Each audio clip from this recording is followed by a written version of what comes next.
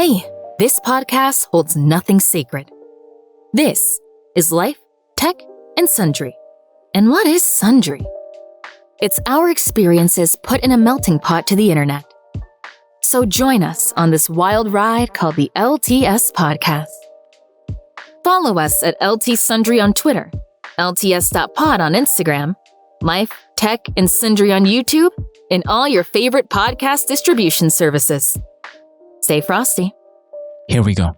Imagine showing up to a high school reunion, but everyone is wearing identical masks. That was essentially the reality recently for Ray Narvaez Jr., presently a renowned solo streamer who originally built his legacy as part of Rooster Teeth's Achievement Hunter while collaborating in a chaotic lobby with former co-hosts and co-workers turned streamers, ironically, revived a running joke, a bit if you will, from his pre-streaming days, admitting to his chat that he completely forgot the name burn. Without that tiny graphic permanently stamped on the screen, audience were left in a multi-perspective wilderness.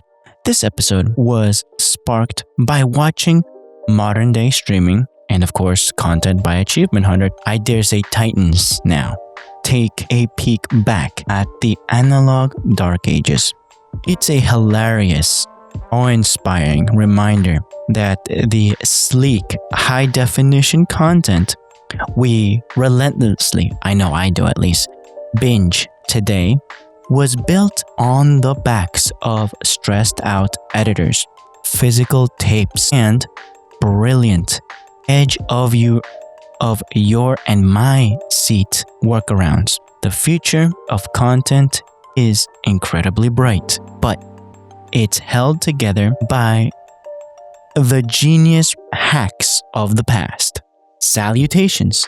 I'm your host, Marcos Lopez, and you've tuned into LTS Out of Office, the show where we dissect the digital duct tape holding your favorite content together. I know it's mine, and this what's inspired me. So, lock your video tracks and double check your metadata because we're about to permanently render this episode into your timeline. With the first segment, the origin time code burn-ins. Let's kick things off by looking at the oldest ancestor of the streamer's name burn, the burn-in timecode, or for short, BITC, which was an absolute necessity in traditional film and television post-production.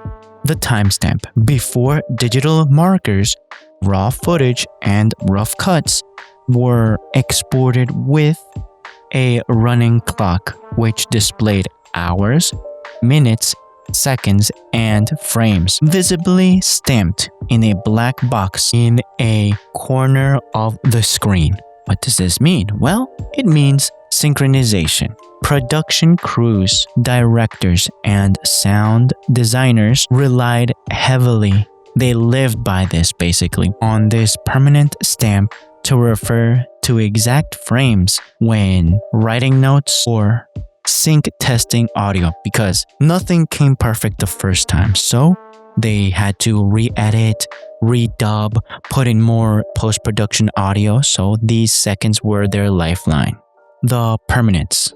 This term, burn-in, stems directly from the technical process of permanently embedding data into the pixels of a video file, so it cannot be toggled off or hidden.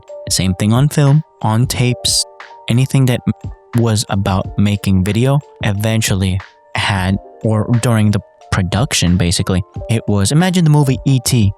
had time code, a BITC, a burn-in if you will. Okay, 2 Ray Narvaez Jr. was a What does this mean? Well, it means reliability. Because it is burned directly into the image, there is absolutely zero risk of a media player or software glitch dropping the metadata clock. It was on the video, so people that were editing could view the time clock and synchronize their work, even writers. Well, does stamping a massive, ugly black box, some might even say, over a beautiful cinematic shot ruin the magic of filmmaking? Or is it a humbling reminder that movies are just highly coordinated data? Like on social media posts, some things may look natural for you listeners that are deep onto the Facebook posts that they make say some in other countries or here in the United States. I was digging this with nothing but a pickaxe for hours, when in reality, and you just see a 30-second production or a 10-second production. Mind you, there could have been a big excavator to finish the job, and you just see the last few shovels of the person digging the hole, right? So there's the context of time codes that some post-production teams can use, even in the social media game. But for me, it was streaming. And it was a bit that this Ray did as a bit that I want to say got traumatized, or his streamers or viewers are using to make fun of his past, that he rolls with it, and I like it, so I wanted to make an episode about it. Now wait, to be completely fair, without the burn-in time code, analog video editing would have been a chaotic nightmare, which it already is, but this is their guidepost, if you will, their Northern Star. It was a brutal but brilliant, there's your Northern Star statement, solution to early synchronization, and many of their problems were solved with this. Mind you, there were still problems then and now, but this made things go easier and made people out of jobs. Now, burning data into the corner of a screen was great for editors in a dark room, but eventually networks realized they could use that same technology on the audience like you and me. To understand how the burn-in became public, we have to look at the golden age of broadcast television. For me, it's Cartoon Network, Nickelodeon, Disney Channel. All those have a burn-in. Disney Channel would have a bit of the hosts of any of their TV shows put the magic of Disney, or back in the 90s. I'm doxing my age, by the way. How there would be Mickey Mouse running on the corner. You'd be aware of the logo with Kim Possible. Any other TV show. I'm rambling. So here you go. The broadcast era. Text and watermarks. Before digital software made adding text effortless, television studios had to physically bake graphics into the live broadcast feed, shifting the burn-in from a technical tool to a branding necessity. What are these also commonly called? Well, they are called overlays. The physical overlay. Studios used massive, expensive, physical, first of their kind character generators. For example, the famous Chiron machine, to overlay text onto the feeds in real time, by the way. No little computer or laptop. They had to do it with a fancy, expensive, people had to be trained, and they got paid big bucks to be able to put their names on overlays, or those little ticker tapes at the bottom of videos when it was going live, basically. Another name was also known as the lower third. Whenever a news segment, talk show, or documentary permanently keyed a person's name and title onto the lower corner of the screen, editors called it baking or burning in the text. Beyond just names, networks began to burn in their station logos into the corner of the video matrix. If you're watching the video of this episode, you're going to see it in the lower corner. I'm going to pop it up and then bring it back down. Obviously, I can do this with the magic of post-production, but they had to do it live. We'll do it live kind of thing. But yeah, that's my logo. Have you seen it before kind of thing? And I like to put it on the lower corner. These became also known to be the watermarks. These watermarks weren't just for branding. They were an aggressive anti-piracy measure designed to mark permanent ownership of the footage. Yeah, wink wink, nudge nudge. Did the constant presence of station logos and scrolling text ruin our collective attention span, turning the television screen into a cluttered billboard? Let me know in the comments. If you made up a content, may that be live or pre-recorded, would you have a logo burned in somewhere or like a watermark on top of the video so that if anybody used it, your logo was right there, right there? Let me know in the comments. 1 for yes, 2 for no. Let's give credit where it's due. Burning in text or watermarks created the entire visual language of news media, or just Cartoon Network for me specifically. It initially, like all the other TV shows that I just said, or TNT, that's the other example, TNT channel. It instantly anchors the viewers in the context of what they are watching. You are watching LTS Out of Office. Eagle sound, eagle sound. But when traditional broadcast rules collided with the Wild West of internet video, the burn-in evolved once again, one more again. This brings us back to Ray, the chaotic world of multi-streamer lobbies, and why forgetting a simple text graphic can cause an absolute identity crisis for the bit, if you will. The gaming era, Let's Plays, and identity. To wrap this episode up, we have to look at how the early 2010s gaming boom borrowed this industry standard term to solve a massive logistical headache in content creation. Mind you, Achievement Hunter was launched by Jeff Ramsey and Jack Patillo and all the other crews. Jeff and Jack worked in TV production. Jack in another, if you know, you know. I'm not going to say it, but it's a funny thing, a running bit on itself. Jeff worked with Bernie Burns, Gus Sorolla, and another guy. I forgot the launchers of Red vs. Blue. Bernie Burns and the other guy, Matt Hullum. There you go, Matt Hullum.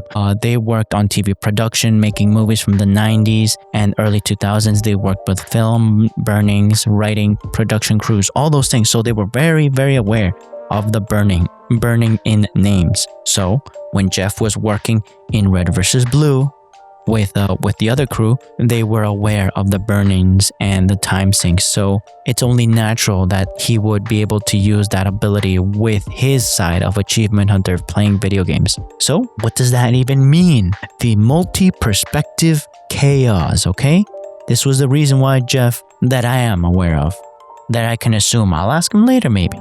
When multi-perspective Let's Plays, by Achievement Hunter in this case, and live streams emerged, gaming editors faced a unique problem. Audiences would get instantly confused about which player screen they were looking at, as a video cut rapidly back and forth between loud, overlapping personalities.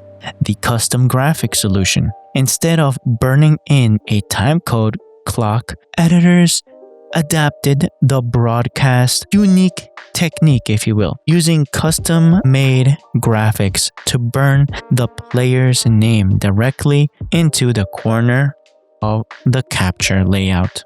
Because it is permanently rendered into the video track, the name burn, may that be Jeff, Jack, Ryan, Michael, Gavin, or Ray, or then Joe, or Alfredo, or Trevor, or Barbara, any one of those people, of those personalities, or Lindsay, the name burn guarantees that the viewer will always know exactly who is playing, regardless of the pacing, the social proof. In today's landscape, it ensures that no matter where a clip is shared, cropped, or re-uploaded, the streamer's identity remains permanently attached to the viral moment. Are creators now so reliant on these burned-in graphics that they've forgotten how to establish their presence through actual personality and commentary? Let me know.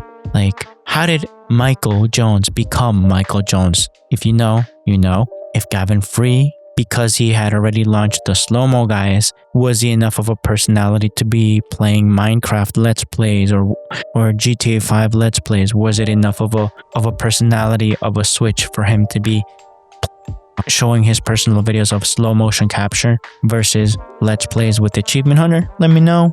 Press 1 for yes, 2 for no, or anything else, whatever comes to your mind, to your heart of hearts. At the end of the day, applying a high-end television production technique to a chaotic multiplayer lobby is a stroke of, I do say myself, editing genius. It effortlessly guides the audience through visually complex content and context. The evolution of the name burn from a strictly technical timecode box to an independent tool, and I do dare say indispensable for streamers navigating multi-perspective collaborations, proves that even the most obscure production tricks eventually became essential digital real estate. If this deep dive gave you a healthy dose of existential dread, hit subscribe and share this episode. Producing these out-of-office shows takes a copious amount of caffeine. So check out the Buy Me a Coffee link in the description to keep yours truly's lights on and the research flowing. Until next time, stay perfectly synced, watch out for the dropped metadata, and I'll catch you on the next episode. Stay frosty.